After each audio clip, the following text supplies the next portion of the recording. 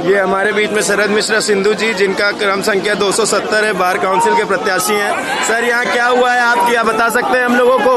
यहाँ जो bar council का चुनाव हो रहा है वो शुरू से ही संदिग्ध रहा है। मेरे जैसे प्रत्याशियों को जो अधिवक्ताओं में बहुत लोकप्रिय हैं, जिन्होंने अधिवक्ता पेंशन योजना की मांग उठाई, जिन्होंने जूनियरों को स्टाइपेंड देने की मांग उठाई, जिन्होंने उच्च आयुर्विज्ञान संस्थान और पीजीआई जैसे संस्थानों में अधिवक्ता एवं उनके परिवार को निःशुल्क चिकित्सा सुविधा देने की मांग उठाई, उनको रोकने के लिए, क्योंकि अधिवक्ता उन्हें चुन रहा था, उनको रोकने के लिए ये साजिश रची गई और 25,000 का जहां नॉमिनेशन फीस थी उसको 1,75,000 किया गया।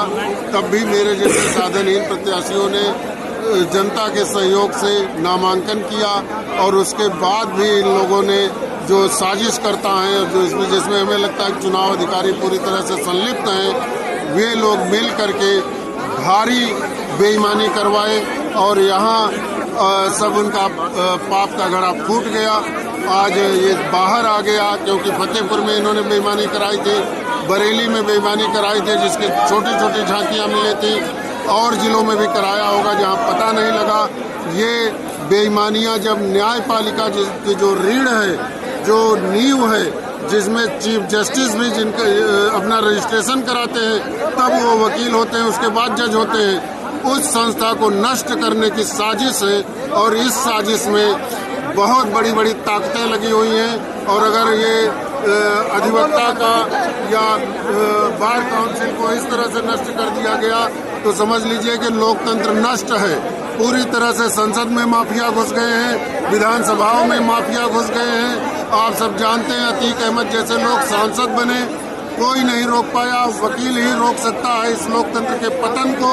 लेकिन बार काउंसिल को नष्ट करके वकीलों को पूरी तरह से नष्ट करने की साजिश है और इस साजिश को समाप्त किया जाना चाहिए। मैं प्रत्याशी हूँ, मैं मांग करता हूँ कि हर जिले में फिर से वोटिंग कराई जाए और चुनाव अधिकारी को बदला जाए। अगर चुनाव अधिकारी नहीं बदला जाता है तो माननीय सर्वोच्च न्यायालय के आदेश से ये चुनाव हो रहा है। मैं ये समझूंगा कि इस बेईमानी में, बहुत क्षमा याचना के साथ कहूंगा कि माननीय सर्वोच्च न्यायालय भी शामिल है।